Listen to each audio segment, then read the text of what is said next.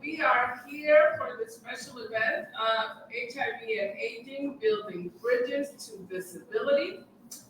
The Center for Community Solutions is a leader in the health and human services sector, and we are here to present you this very important information. I want to make sure that everyone is aware of where the bathrooms are, where the good food is. You may partake whenever you like. This is also our Human Services Advocate Network effort. We do this quarterly a year. So we are here, happy to see you today, and hope you can get a lot of good information about our seniors, which is one of our so again, enjoy. Next, host is Mariana Bell.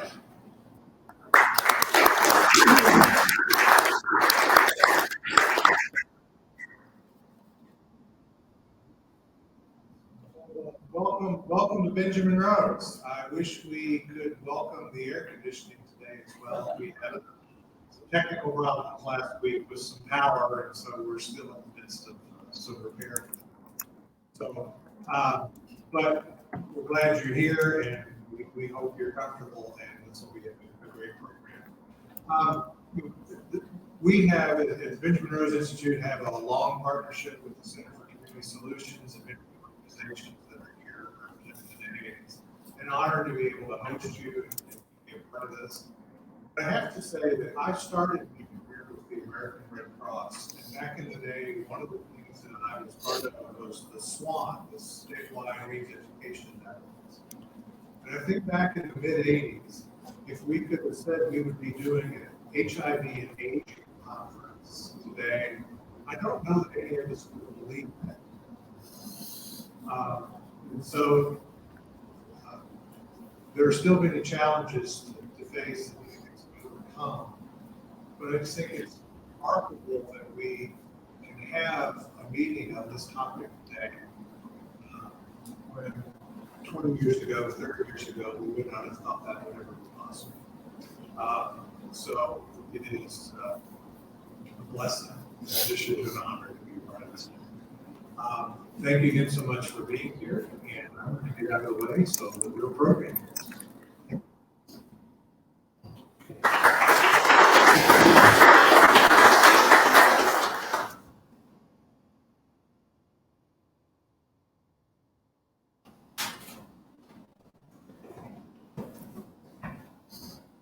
Good morning, everyone. My name is Natasha Pepper-Colon. I am the interim administrator, but soon to be permanent administrator of the Division of Senior. I actually get confirmed later this afternoon. I want to thank everyone for joining us this morning. We are very instrumental in working closely with the Benjamin Rose Institute. We'll actually have our overview forum here for I think the 5th or 6th year next Friday. But we also work very closely with Community Solutions and COOP, Council on Older People. And one of the things that we do with COOP is we sponsor 2 types of events with DSAS. One is a paper that is done to talk about relevant senior issues, and the other is to sponsor, please, an event. And when I was given the list of topics of an event that I'd like to choose for our agency to co-sponsor, this is the one that's best. And there's a variety of reasons. At the Division of Senior and Adult Services, we work with older adults and disabled adults. They're 18 and older or 16 and older. We have the Adult Protective Services Program, our Options for Independent Living, a home support program, and our Information Services Department, which is an Aging and Disability Resource Center. But I can truly say that we do not give enough attention to a lot of health topics such as this. What we don't realize is that people who might have had HIV as younger adults have, by the grace of God, with life-sustaining medications and advancement of medicine, now are able to live longer and to enjoy their older and golden years. That's how when this topic came up, I thought this really sparked my interest, and I hope it sparks yours as much as it does mine. So I'm really eager to hear from our panelists this morning and hear about their experience and what they have to offer on this particular topic. Also, this is being live streamed on Facebook, our Cuyahoga County Facebook page. I don't know a lot about the tweeting and tweeting about advertising, but I do know that it's available, and I'm sure if it's on Facebook, it can be watched as well. So just be aware of that, and without further ado, I think the program's about to begin, and I'm very excited to hear what all of our panelists have to offer us today in this topic. Thank you.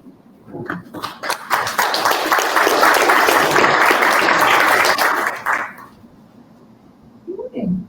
I'm the director of the AIDS Funding Collaborative, and I'm also a fellow at the Center for Community Solutions. Thank you for joining us today, as others have said, in person here in the room and on the Facebook Live stream.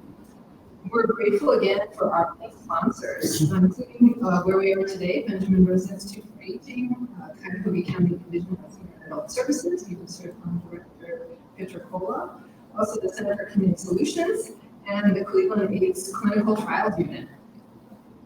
I just want to take a moment to recognize and remember that yesterday, June 5th, was HIV Long-Term Survivors Awareness Day. And it actually marked 42 years of the HIV pandemic. And we want to extend a warm welcome to long-term survivors, to our older adults that are joining us today, both in person and online. This event is, as Director Petrocola mentioned, will be recorded, and we'll be sharing a link with everybody who registered and email it next week. Please feel free to share that link with colleagues, with friends who are unable to join us today. And for those who are online, a warm welcome. We also want to mention that we'd love for you to introduce yourselves online. Let us know if you have any affiliations. We want to hear your questions, and you can submit your questions at any time using the Facebook comment feature. We have staff and volunteers who are monitoring the comments, and they can help answer any questions you have, and assist if you have any technical difficulties. So we thank them for their help. We're going to be addressing most questions at the end of today's panel discussion. We have a few initial questions that I'm going to ask. And then we have microphones that are set up. There's one here, and we have one of my colleagues, Alex, is going to be helping us with running the microphone around, so you won't have to leave your seat if you're in the room. You can just raise your hand and you'll know who the next one is. We're thinking we're channeling the city folk of Cleveland today. So we want to help make Ohio the best place to age in the nation, as Director McElroy has said in the Ohio Department of Aging. And so I want to start now by introducing our panelists who are here with us today. So first, on my direct left, we have Naima O'Neill. She's a Ryan White medical social worker at the Centers here in Cleveland, and she's also the community advisory committee chair at We Think for a Change. Her personal and professional experience with the challenges and successes in the HIV sector have positioned her to be a well-respected and trusted voice of HIV advocacy and awareness. Next to her, we have Dr. John Wyden. He's the medical director for both the Ohio Department of Health and the Ohio Department of Aging. He's a central Ohio physician who served as a leader in our state's COVID-19 pandemic response. And he's tasked right now with assisting development and implementation of statewide older adult public health policies and programs, and guiding the state's post-pandemic support to address all public health needs. That's near and dear to our heart, public health professionals. Welcome, Dr. Wyden. And then on my far left, we have Gary Richardson. He's a voting member of our AIDS Funding Collaborative Advisory Committee, which we're very grateful for, as well as a retired social worker, also among other roles as a community advocate. And Gary and I met his coworkers several years ago at the AIDS Task Force of Greater Cleveland. He most recently retired from the VA. So welcome very much to our panelists. I'm going to start with them. Yeah, please.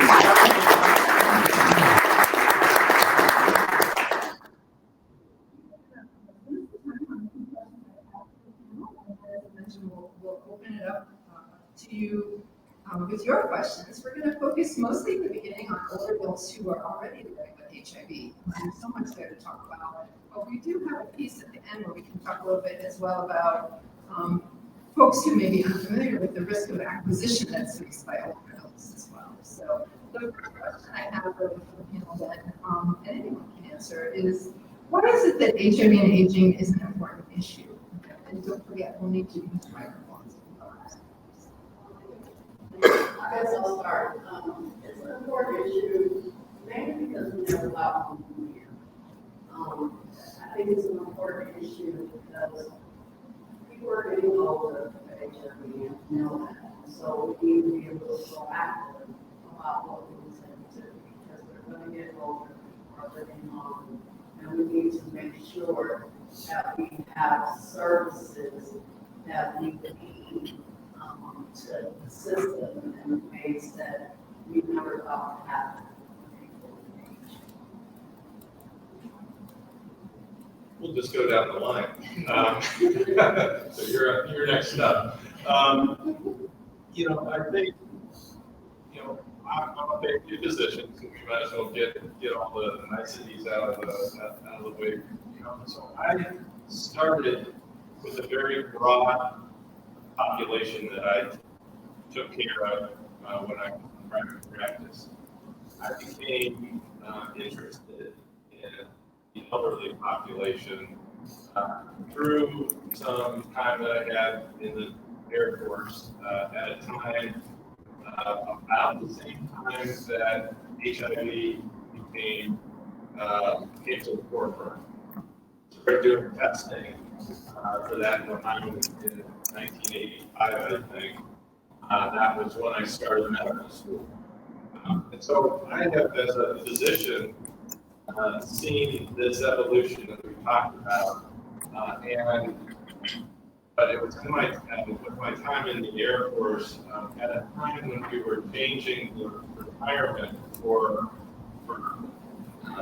retirees to the TRICARE system and then Champus and everything. High anxiety for the population, similar to the high anxiety that we saw with HIV.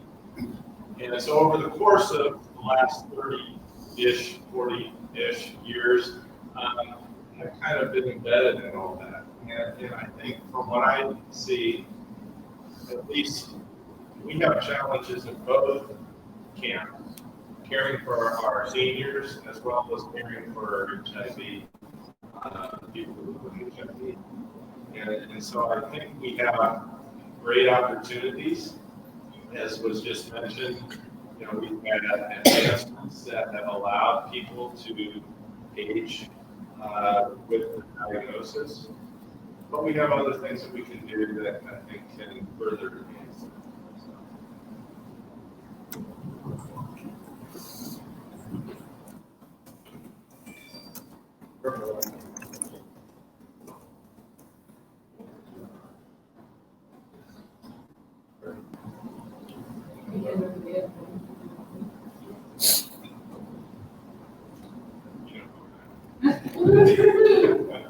Well, first I want to say thank you, Judy, for asking me to be here. And I think it's important because we're the first generation of people living with HIV to actually get to be this age of getting older and successfully living with HIV.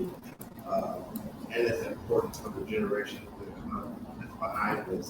So I think there's a great opportunity with this generation to really look at how we age and progress and the issues and problems that may arise or do arise in the community, that we'll have some data and some statistics that will be able to help the next generation behind us, especially with all the care and services that are needed for people with HIV.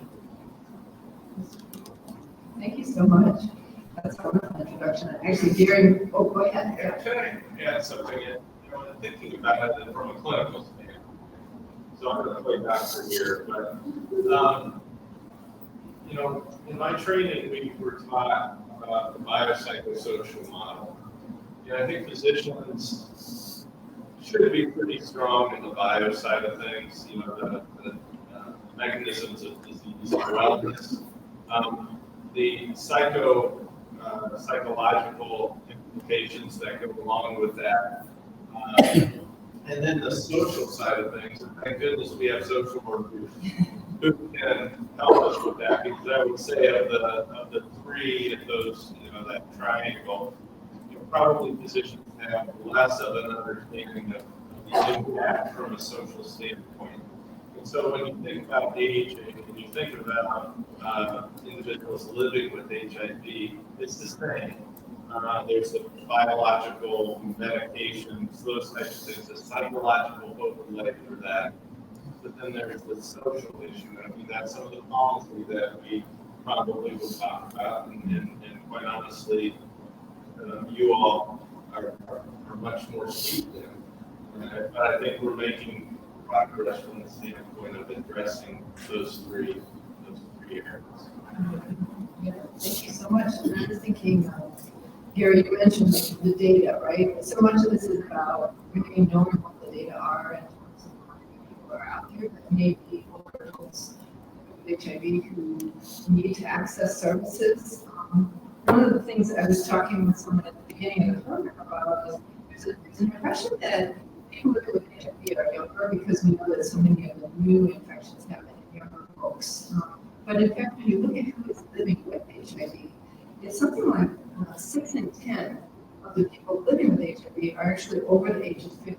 So it's interesting that in the world of HIV, we put the threshold at 50, which is younger than the Older Americans Act, right? But for us, it really resonates because so many of the issues of aging are happening at a younger age. Also, interestingly enough, people who are older are on treatment. They're generally in care. We see great success of people being what's called virally suppressed, so that's a wonderful thing. But people generally have what the doctors call comorbid conditions, right? So other kinds of illnesses, sometimes chronic illnesses, sometimes just the conditions of aging that we see, like high cholesterol, high blood pressure, joint pain, and neuropathy are very common. And I wonder if you all might want to speak a little bit about, as Dr. Wigan said, not just the medical, but also the psychosocial issues and what specific services are needed for older adults who are living with HIV.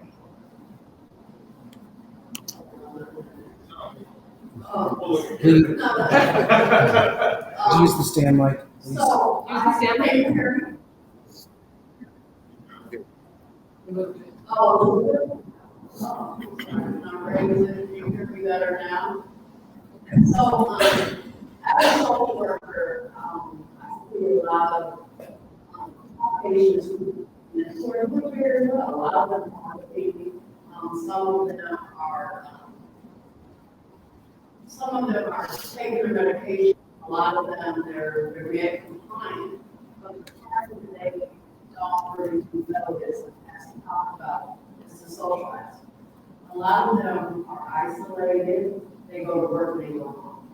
They don't know how to share the fact that they're living HIV with people other than themselves, and maybe one or two other people. Or I have one patient who's terrified.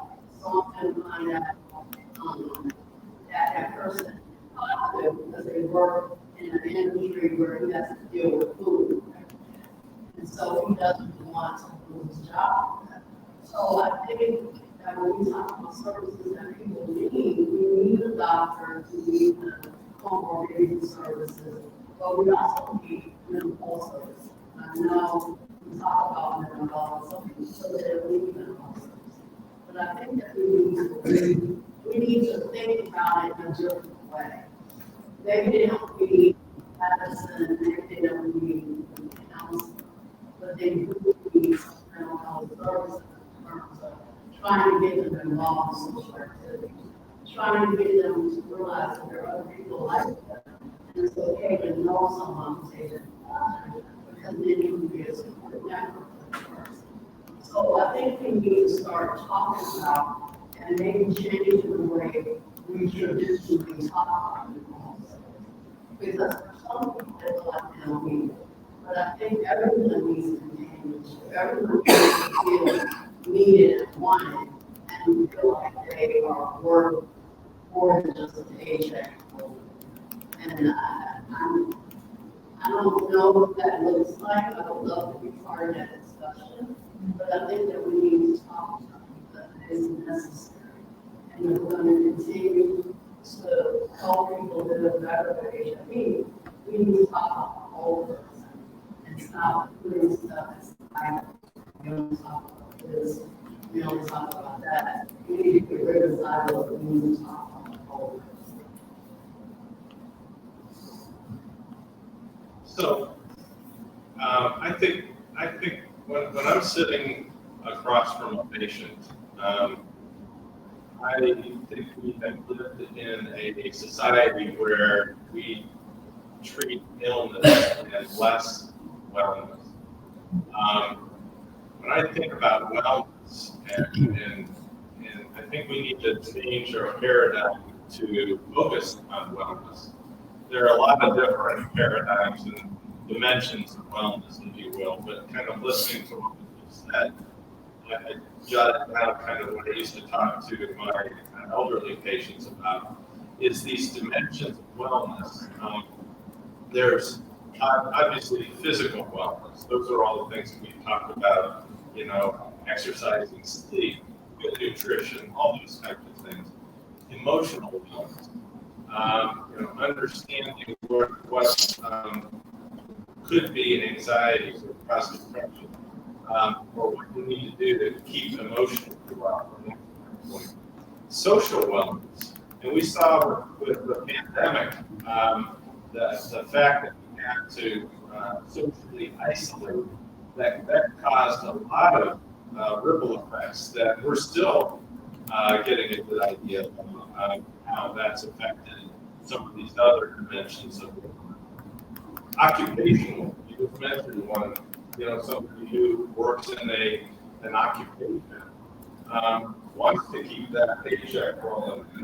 And how does that dimension, how is that impacted by some of these other areas?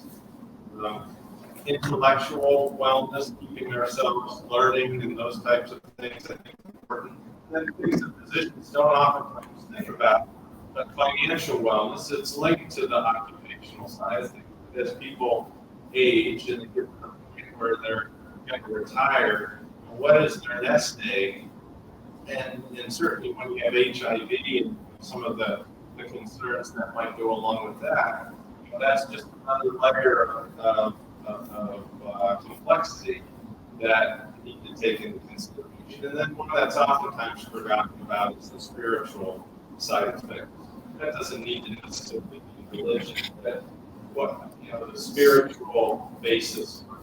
And so as a physician, I was always trying to figure out if people where they were on their level of comfort and wholeness, looking at things.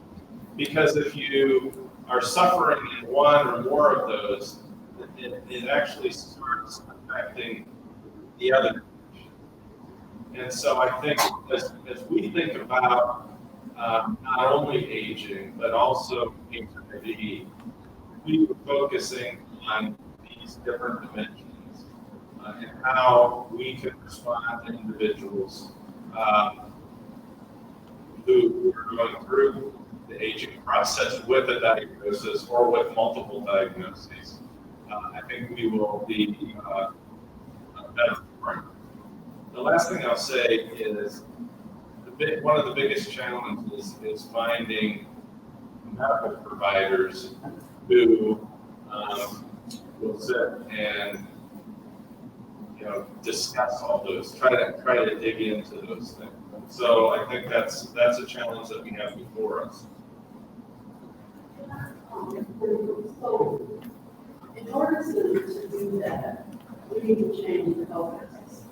Because right now, when the doctor goes into the office, they have a certain amount of time that they have to connect with that patient before they have to see other patients because they have to view. And so if we don't change that, then we're not going to have the doctor do what is necessary to kind of connect with that patient unless we use peer advocates to also implement. So I think that there's a document that we need to, it seems from the top and come down. or Kevlar. Because this could get ugly talking about the doctor. But, that because the previous times that I was here at Benjamin Rose was for the Alzheimer's and related dementias task force listening tour, and then just recently the nursing home quality and accountability task force. And each time it's come down to one of the issues, and it's not just one thing, but physicians, and I would say the medical complex, because it's not just physicians. There aren't enough physicians to take care of the primary care needs of America. There aren't clearly enough physicians to address the geriatric needs in the United States. I've heard that somewhere like 34,000, maybe more than that now, geriatricians short, addressing those kind of aging-specific conditions. And so as a result, we end up having to rely on what are called, I call them advanced practice providers, nurse practitioners, physicians, assistants, who I think will be one of the primary providers of care. The challenge is people want to see the doctor. And so it is a conundrum that we have to deal with.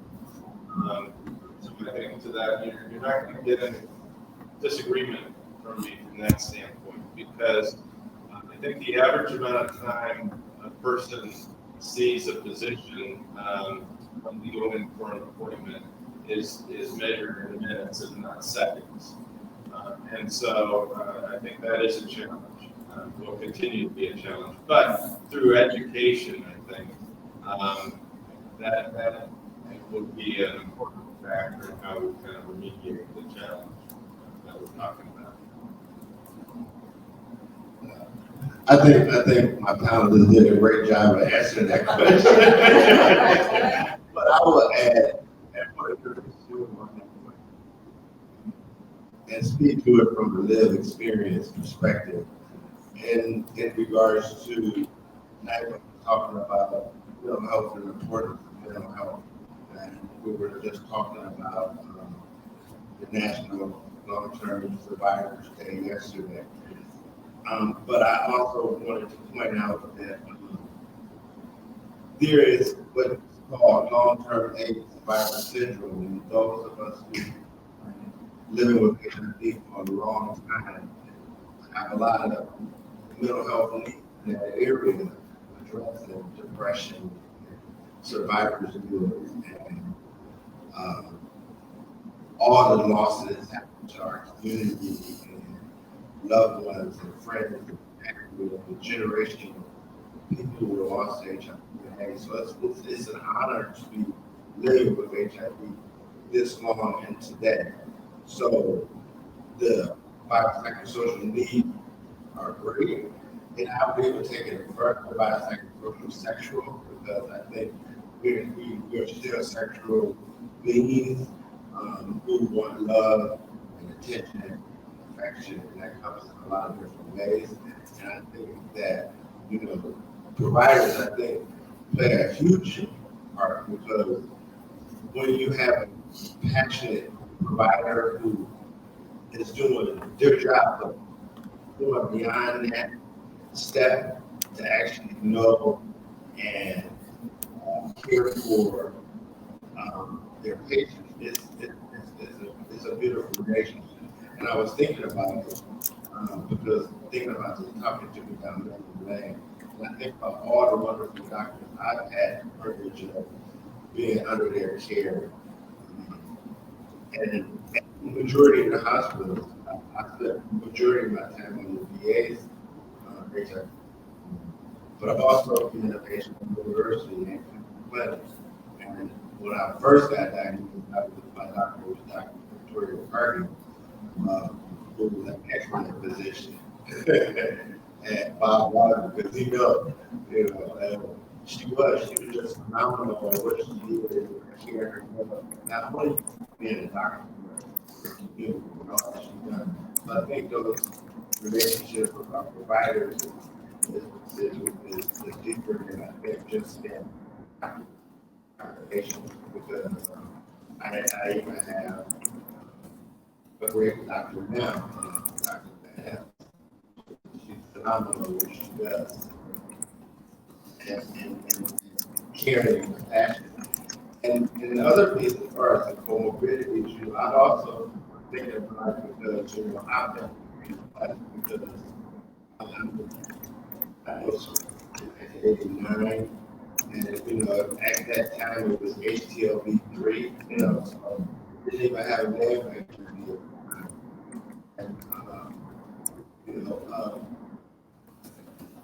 having doctors that knowledgeable that just help me med medication alone, that's been amazing. Because, I've not had any virological failures at all, and all the time that I've been medicated. So that type of care and management is critical with experience and knowledge, which I think we should really learn. Thank you. What did you want to respond? Well, no, I was kind of here. And there was very signing 2001, 31 years of HIV, and that's how long I've been living.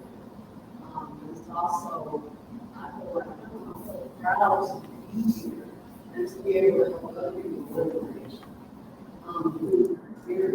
But it's also very long as a woman who wants to be in a relationship. Because I lost my husband, lost a lot of friends. So and I know what goes through it. I know what goes through it. Why am I still here? What am I supposed to do? Because of HIV conversation, I always find a partner that one can hang on to, also to be able to understand what HIV really means, and if they're not, they want to be, they trust the fact that because of you, cancer. There's a lot of issues, and I don't think that we really scratch the surface because of being never thought. So these are things that our people really thought about when we thought about people that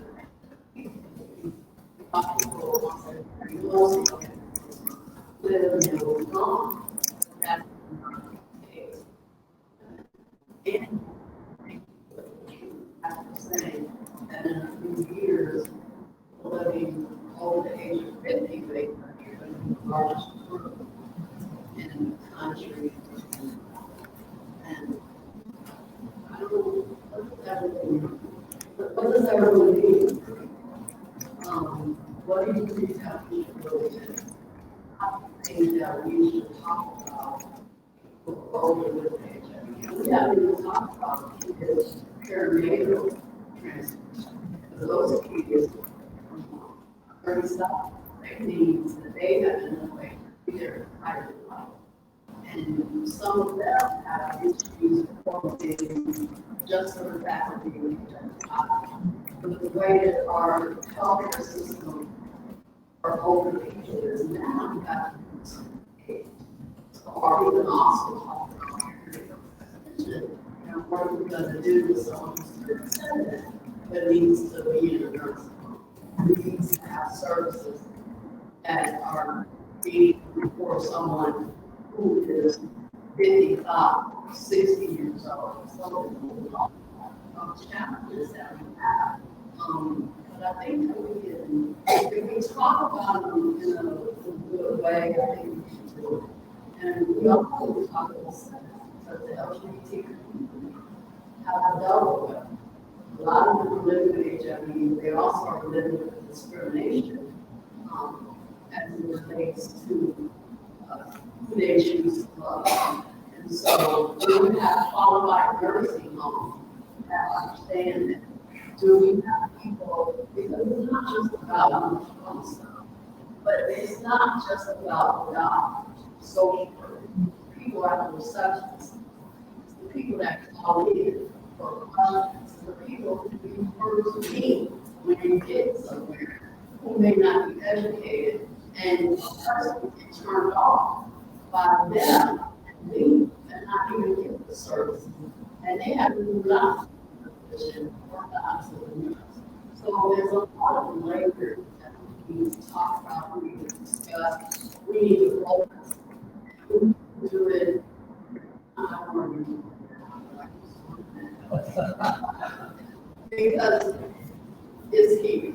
And so we don't have a whole lot of time to say, let's get a focus together. We need to make some real strides to change. Because we're only getting older.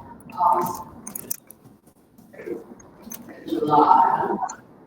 But, so what is that mean for a woman who's taking a positive first rehabilitation? Layers.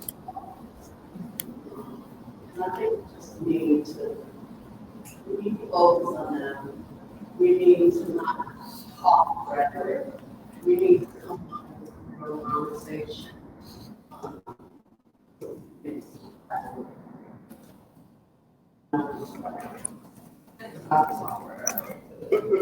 No, that's actually, it leads me into the next question we had for you all. I'm going to sort of combine a couple because talking quite a bit about the medical services and the needs. And I think we said to each other, but maybe it's to everyone else, and the magic of today is really that we're bringing together the folks who are in the HIV community, the service community people living with, into the world of the aging network and aging services. And the folks who really care a lot about older adults in Cleveland and that intersectionality, right? The bringing together, the bridging, we have the title, is something I think really helpful today.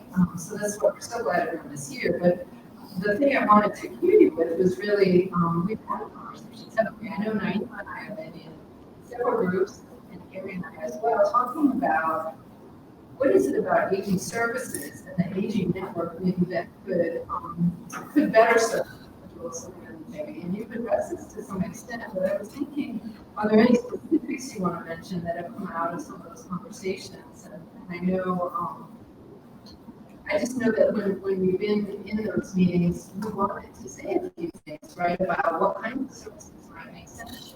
And kind of what's good about the aging services network that's working now. So maybe let us know, what needs are currently being met, and then what you think is within aging services more generally. Gary, you want to start with that one? Sure. Thanks, Julie, because you've been asking some really great questions that really have really made me think. So I know I get nervous when I'm up here, so I'm gonna read my answer because I took the time and thought about it, and I wanted to be clear. So I'm getting there's the thing right there. You sure use the microphone, right? Yeah. So what I especially in management and leadership, I believe that you're going to HSAN in the aging community incorporate your priorities and strategies to address future information. Here, the key word for me was quality of life and true priorities, especially the development of a lot of their key priorities and strategies that they wanted to make sure that they hit.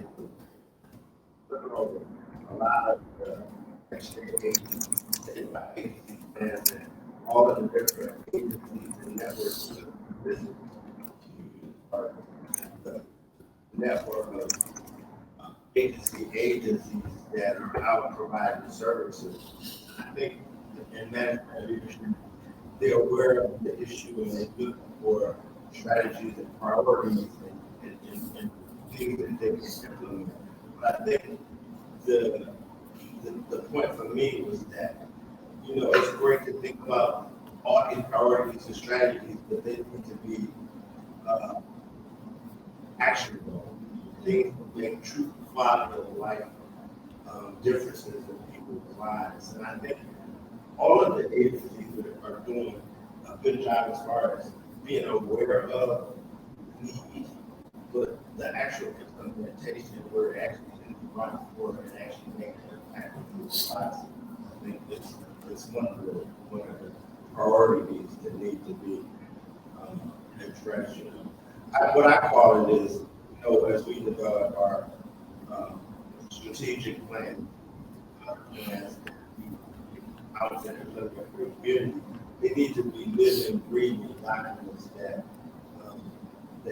are truly making a difference in people's lives, you know, and not just be objectives that are just written that, you know, sound good on paper. That's one of the Yeah. Dr. Wagner, you want to talk? Sure. I too turned 60. I've crossed that barrier recently. It's not painful, at least physically. Psychologically, I'm not sure about that. You know, I think so. Here's why I thought it was incredible that I was invited to participate in this. You know, this is an area that we're aware of at the Department of Aging and the Department of Health. We have a Bureau of HIV and STI. And in fact, you know, Kate helped me prepare for this because this isn't an area that you know, I'm a favorite physician. I'm a jack of all trades, master of none. And so we have people at the Department of Health and the Department of Aging. And I think it's a start, and I'll say it's not going to be good. It's not to the degree that we're at that now that you were just talking about, but it's been recognized. You know, obviously, we have Ohio's integrated HIV prevention and care plan. I think that has been in place for years or so. Many of you have participated in that. Thank goodness. Thanks for that. And the state aging, state plan on aging, has recently been released last October. That really goes between 2023 and 2026. Calls out LGBTQ issues and HIV issues as a priority. That's one of 9 priority populations that have identified that we have to look at. So, you know, I think that there is a commitment over the course of the next 3 years to really dive into that. My standpoint, the who understand it, the people who are living or sitting in right and left here, and out in the audience, is going to be able to provide the content expertise that we need to move that along. And I think that there's a commitment to that. The challenge is bridging the silos that occur in life in general, and certainly among agencies, to be able to get some of the things that I heard Gary say, not just words on a paper or on your computer, but actionable items that can move the ball towards improving. Okay. They told me they couldn't hear me. Oh, okay. Can you all hear me better now? Good. Okay, so, so I don't think that I want to add too much more than the fact that we need to, all of us need to sit at the table. physicians, nurses, people who care for people living, not just living with HIV, but living in general. Because the same things that people need when they get older, everyone needs. And so I think that we just start talking about health and wellness, and maybe educating people on not so much focusing on HIV, but focusing on keeping people healthy and well. Because if you talk to a young person, they don't want to talk about HIV. They want to talk about health and wellness. I think that that's one of those silos that needs to disappear. Because as you get older, regardless of what you're living with, you want a quality of life. And we focus on trying to give people a quality of life, and we stop using stigmatizing language. I think that we would get a lot more accomplished. And again, I know that I agree with Lori. We need to stop putting stuff on paper. We need to get action plans together because it's important to use people with lived experience and trust those people to understand and know what's going on in their lives. We don't really need someone that's going to save us. We need to be at the table to help save ourselves. Because I feel like this. I'm a social worker. I leave tomorrow. My clients and my patients need to be able to still go on and manage their lives. So are we doing a disservice by taking care of every need for them, or are we teaching them how to fish instead of just giving them a meal? So those are the conversations I think that we need to start talking about, because everyone wants to have a quality of life, and they need to have a decision in how that happens. And we need to allow them the autonomy of saying, I may not agree with your choices, but I know that it's your life, and I'm just here to help you. I'm not here to change your life. I'm here to help you navigate your life. What can I do for you?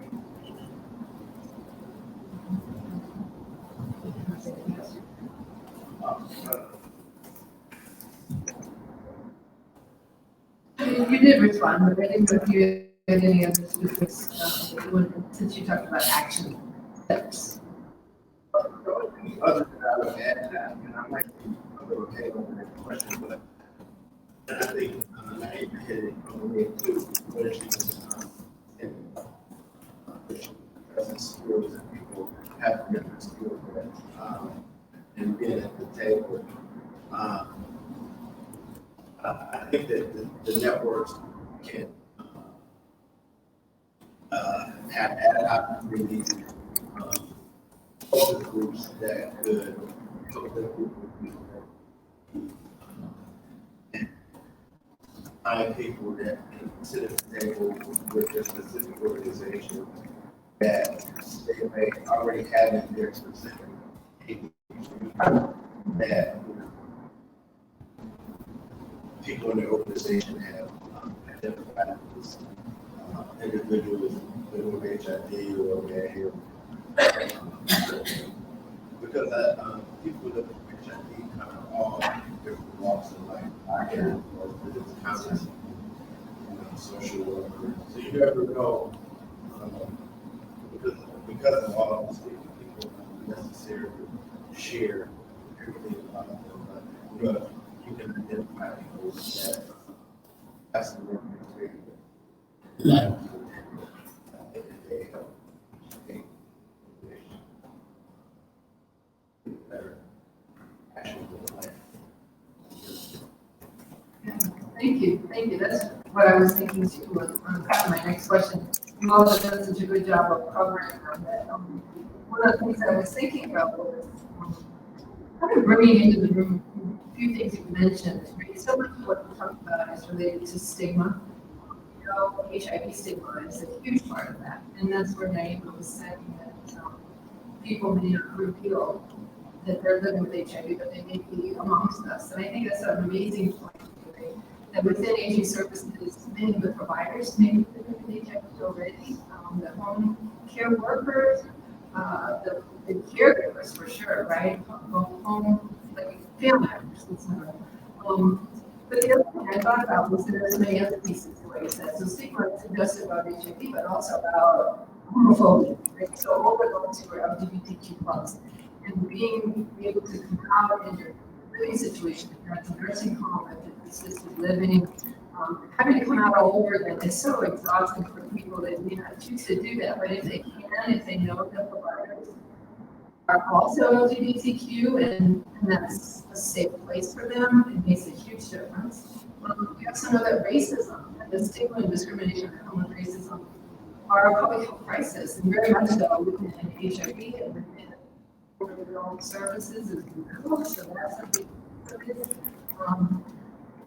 I was thinking about Dr. McElroy had a webinar, and I think it was hosted by Rose, Director McElroy. It said that take a moment to look at the state plan on aging. You all mentioned that, and I think it's wonderful to say there are pieces in there about all of this, right? About older adults living with HIV as a population of greatest social need, about older adults who are LGBTQ plus. We don't have right now. We don't have the same access yet to the integrated plan that Dr. Barney mentioned, but we know from the inside that in there are also recommendations around how we get HIV case management into the senior centers and into the more general aging services, so that those folks are in an environment where maybe there isn't so much stigma to go and see someone, to sit down and talk about your care. And also just fighting stigma through storytelling. That was the other thing. Dr. White mentioned one of our good people from the health, Pete Shoemaker, who, there's a piece of that integrated plan that is very much about storytelling, and it's intergenerational, and we know how powerful testimonials can be across all of these issues. And for people to talk, as you Carrie and Amy, you have done so bravely today, to bring your own stories into the room. And I wonder, I was just thinking about all of that being in the plans and then bringing them to life, sort of the responsibility of that. I don't know if you had any calls to action from those plans that come to your mind. Well, one of the things, as far as you said call to action, one of the things I thought about when I was preparing for this was it was thinking about all the HIV advocates and all the work that we do and all of the things that we do in changing the HIV epidemic. And it's important for us to all have one voice and be visible and able to share our experiences. And I was looking online and I came across one references, and I was thinking about what can I share so that people will have something easy to remember and be able to get a lot of information. So I went to pod.com, which is a publication is for HIV individuals as well as those affected by an HIV. And there were 3 videos on the site that I wanted to make everybody aware of, and they can probably look to later and address all of them. And I was going to read it right quick. I have many handouts. And that is the Youth Prevention Access Campaign, the journey to 4,000 K. And then the other one was Best to Gas, address HIV virus, long-term survivors, and then our own words, which talk about the different principles, and actually the guy that created the different principles, they got part of the they talk about having prep. All of the other things, all of the issues. So if you just go to pod.com, you're able to find all 3 of those, and it really give you a lot of information, not a lot of time. We haven't got it.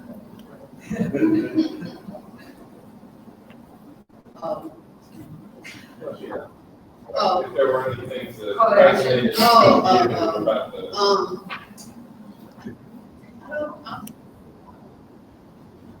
So when I was thinking about this, I was thinking that, a lot of times when we have to do continuing education, I don't rarely see topics about HIV on the list of things when social workers, doctors, or anyone that needs continuing education. And I think that would be wonderful, like Eric was saying, because I think in order to understand what you need to do, you need to get some information.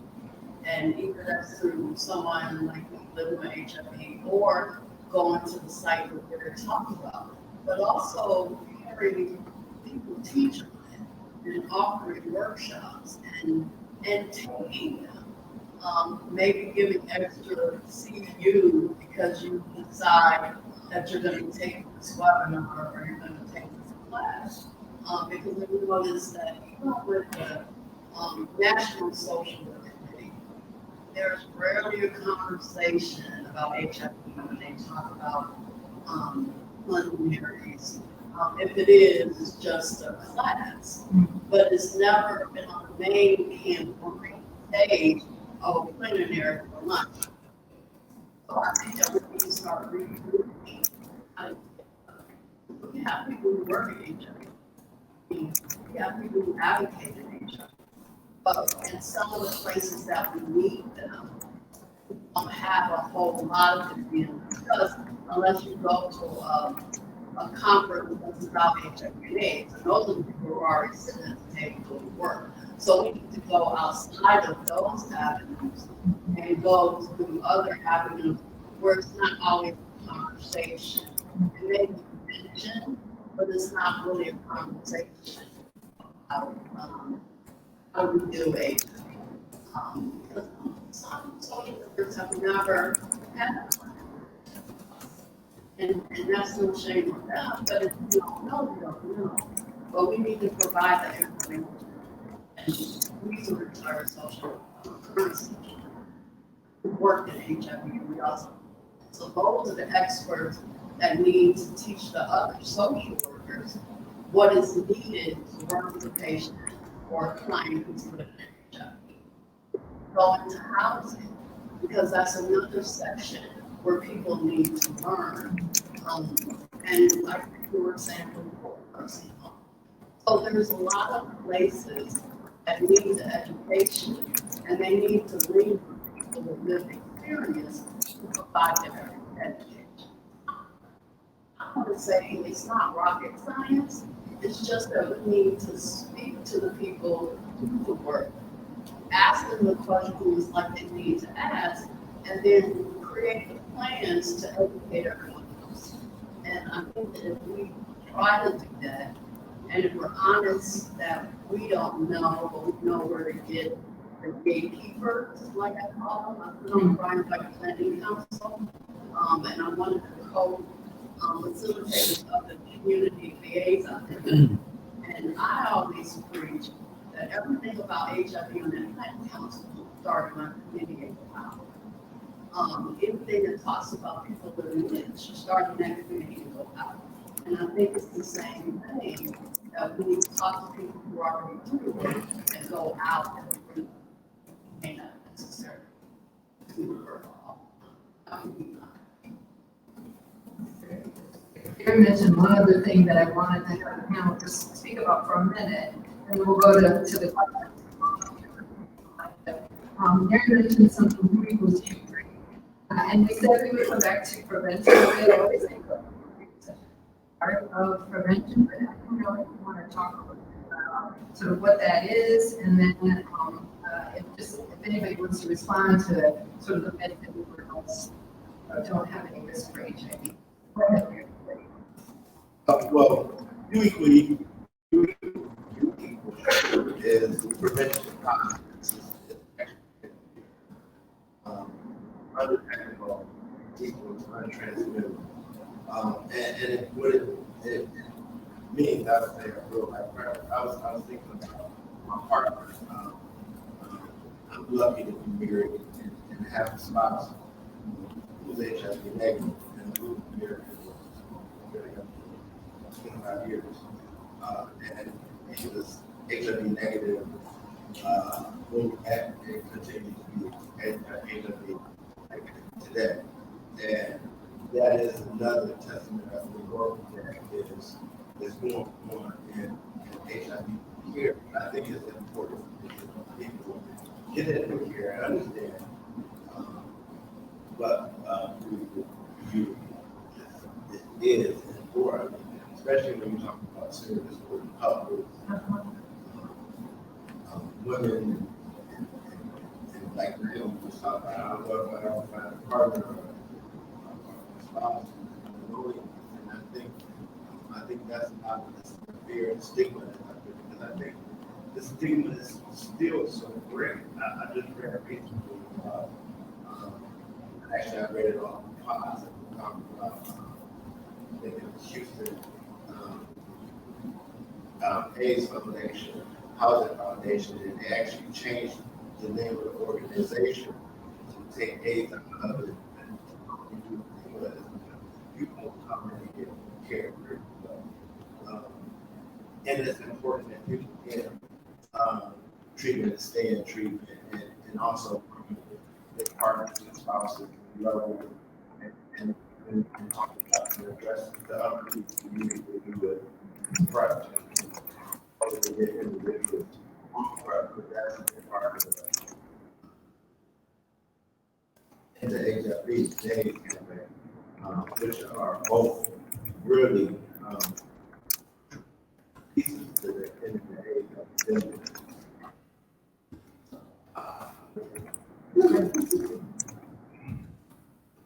I'm going to tell you a story. I was a medical director at a nursing facility, and I still remember the day when I went into this woman's apartment. She was 102, and she was a spitfire, and we were talking about kind of some issues that she had, and she said, "Doctor, you know what? I think the issue is, and you just need to be aware that I'm horny, and I can't find anybody who would be interested in me." And I said, there are men all over this facility, and she was an independent living, and but she had this courage to bring it up, that I didn't have the insight to ask. And I think these are really difficult discussions. By the way, she was sexually active at 103. And the reality is that these are difficult discussions to have. And we live in a world where we rely on these for communication.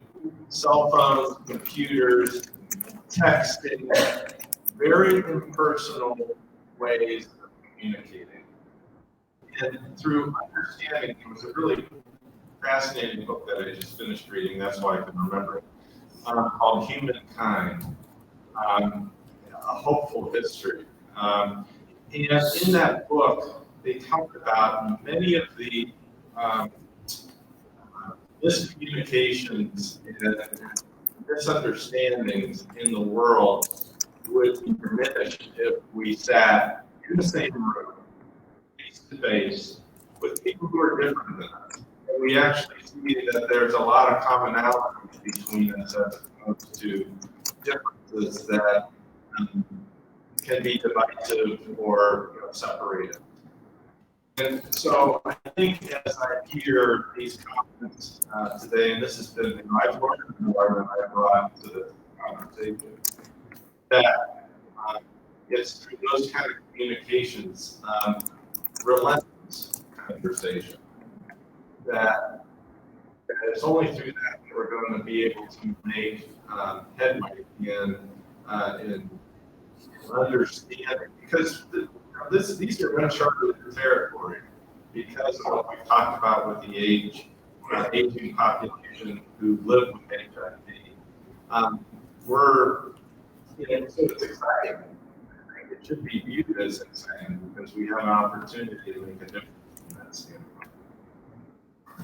So I know I want to get to questions, so I'm just gonna say this, that Jim and I were talking before this got started, and I think that as a country, we've never had conversations that And so for a woman, once she's not of childbearing age, they don't really think about STIs.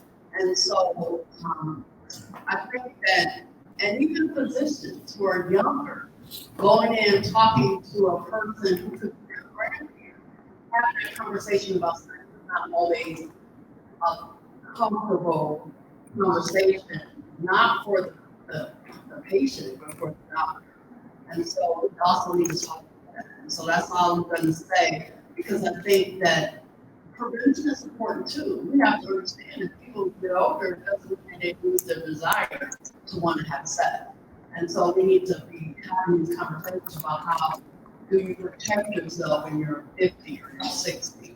And I think that we would go a long way, because there's still people who are over the age of 50 who are getting HIV, who live 50 years and they are requiring virus. So we think about that as well. Thank you. You're good. Now, just to make one small comment in regard to, sexual health and sexual care. And I'm glad you said it, because I don't think a lot of times providers feel comfortable even sharing that they're comfortable holding certain sexual conversations or sexual health conversations with individuals in their care. And I was thinking, because one of the things that always really amazed me was when I had a physician one time, especially when you're talking about getting your bill on top of that.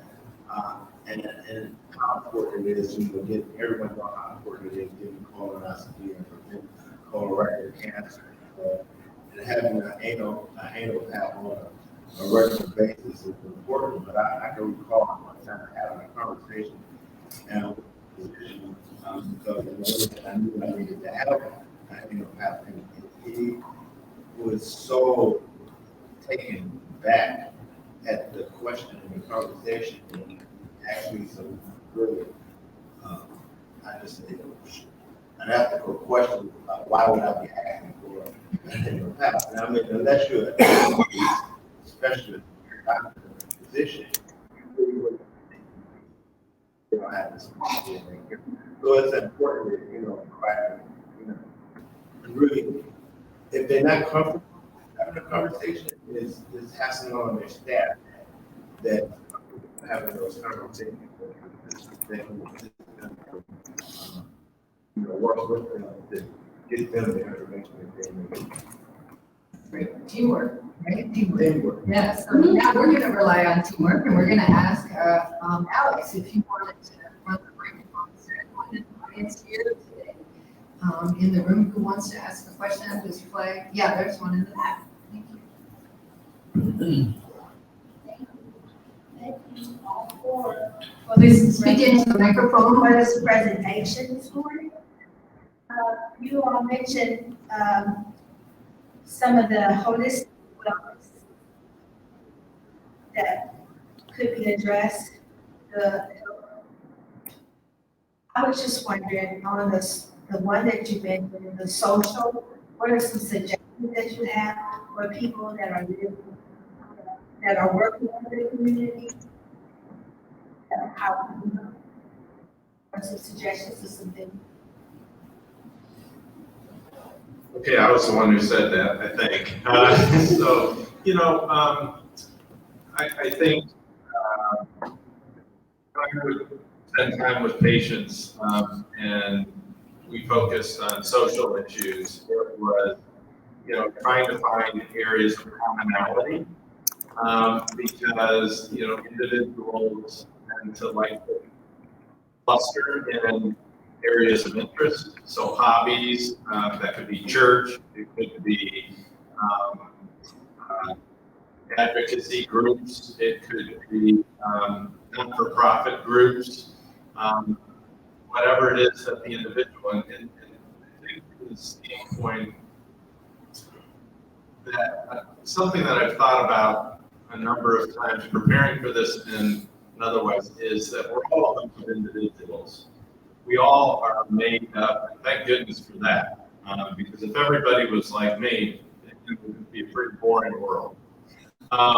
So focusing on areas of interest that people have is kind of the fulcrum that we use to try to open up the doors of social interaction.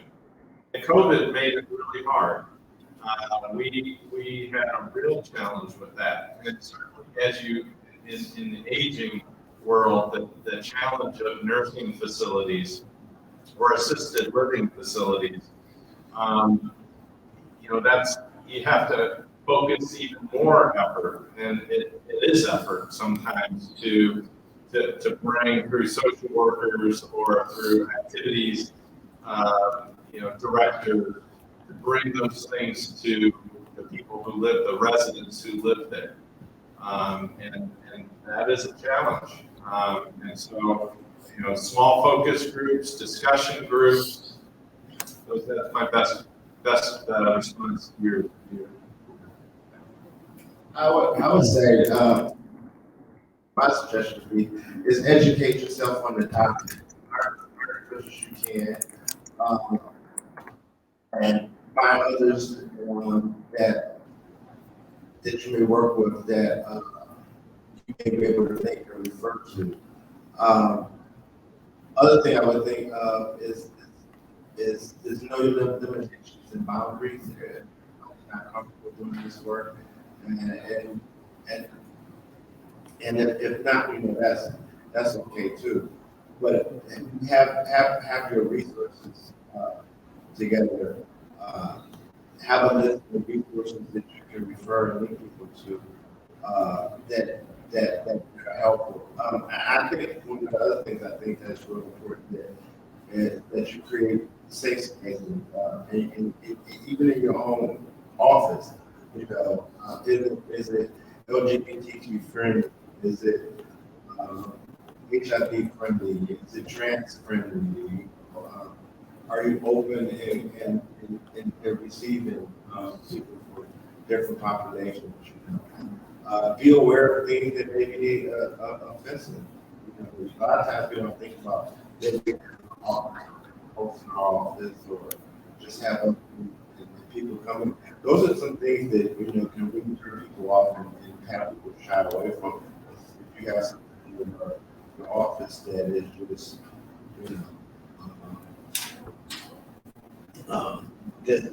that may be offensive, and understanding things that are offensive to like the population. I just lastly want to say that someone told me that they will come to a presentation on HIV.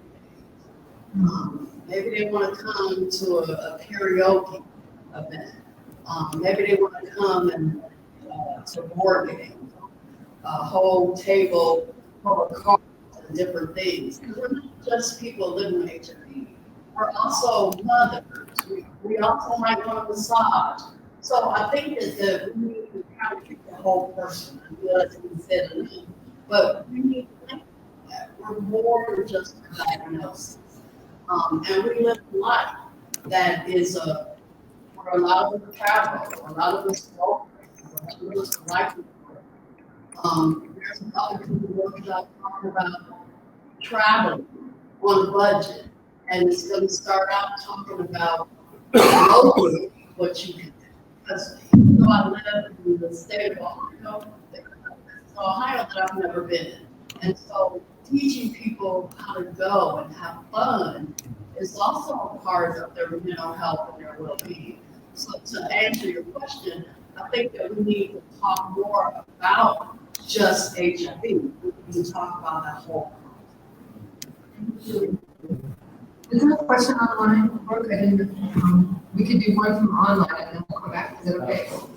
Do you need a microphone? And I forgot to mention that if you can introduce yourself or say your affiliation, I don't know if they have that. All right. How can legislators and the public be better educated on this topic, especially in this day and age when there seems to be an enormous number of important public policy issues that seem to occupy the headlines.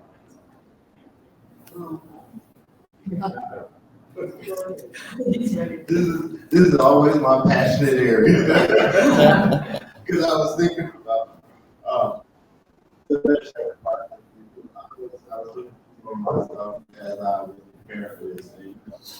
I know myself personally, and I've been doing legislative work since 1997. And I think about I read a letter just the last couple of days that I received from Vice President Gore back in 1997, you know, and giving the information and talking about the budgetary needs of HSANs for the country and communities, countries and communities across the country. But it's easy to get in contact with your congressional members by contacting their local as well as their national office. And if you want to personally actually have a conversation with your legislators, you have a story to tell, they're very open and receptive to meeting with individuals, not only from the HIV AIDS community, but from every sector, the Asian community, the gay community, you know, they're all looking at it. Like right now, there are a ton of bills going all over the country. You know, ALS issues and prevent attack from a lot of different xenophobia and transphobia in different fields. So, you know, it's important to have information back to your person. I see if you can actually meet with that person and be prepared that, you know, the legislators, a lot of them are very receptive and you have to go to a whole different issues in bills that come across the desk. So they may not even be welcome, but I mean, that takes a lot of courage to actually go and take the, you know, your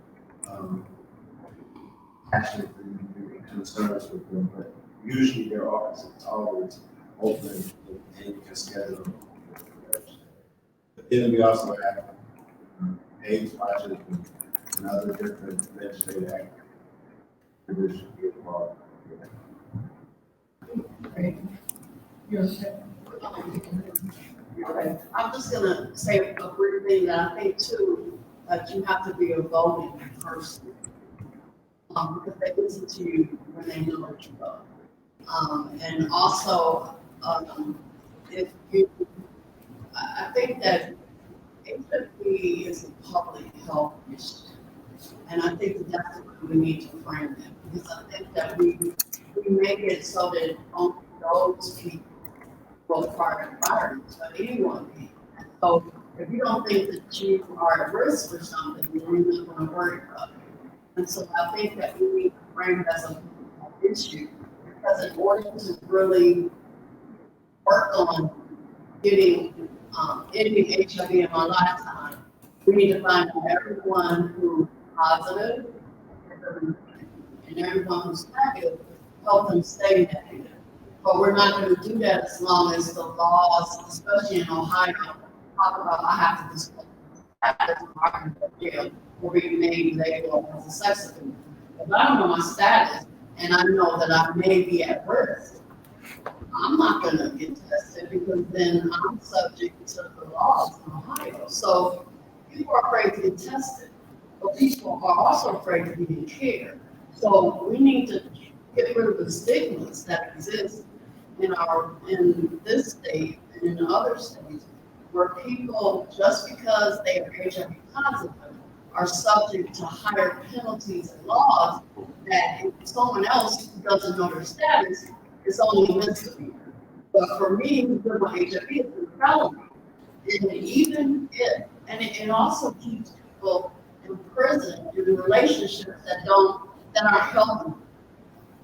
So you have people who are in relationships that are not healthy for them, that stay in those relationships because they know that what's over their heads, that person's gonna go and say, you never told me that you're lying. And before the dust settles, and we realize that that person's lied, I could lose my job, I can't make it pay. There's a lot of things that people live with that we are fearful. So I'm more afraid of you than you should be of me.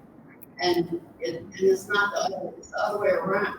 People who are HIV positive are guilty until proven innocent.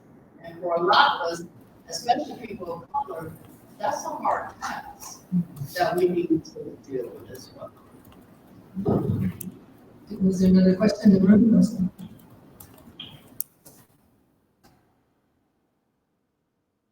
Try to make my voice so it's heard. I hope you can hear my feeble voice. My name is Al Davey. I'm a somewhat recently retired physician who cared for patients before we knew what it was in 1979.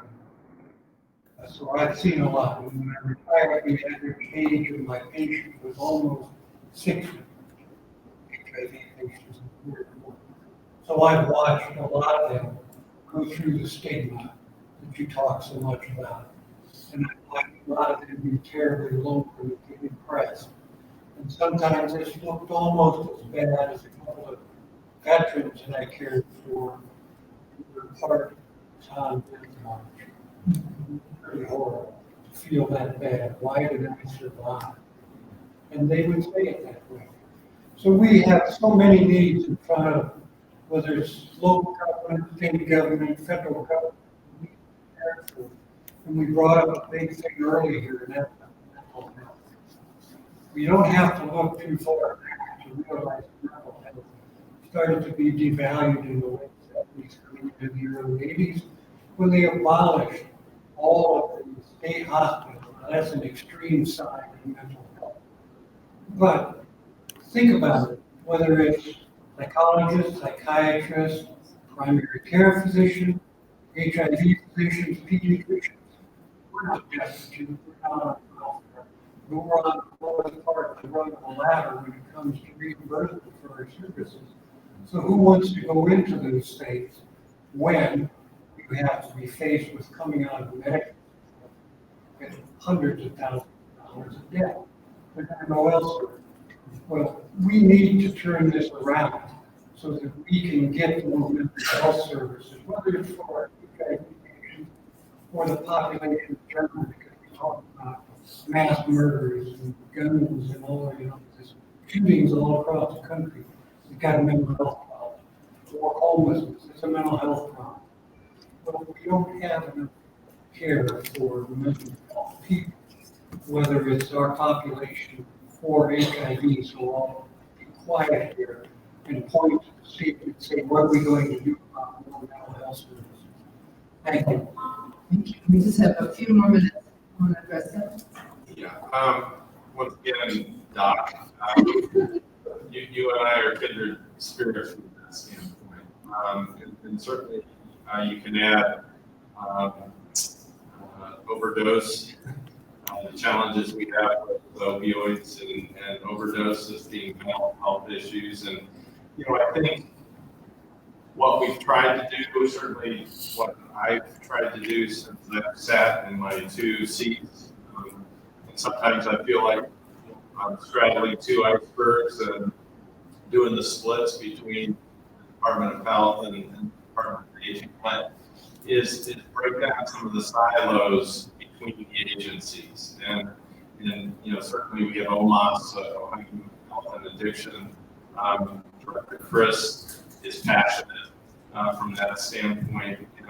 What we've begun doing over the course of the last year is at least the medical directors of all the health cluster agencies get together on a regular basis to try to find commonality, common issues that really resonate between developmental disabilities, Department of Aging, Department of Health, OMAS, Mental Health, BWC, here we don't work with corrections and rehabilitation.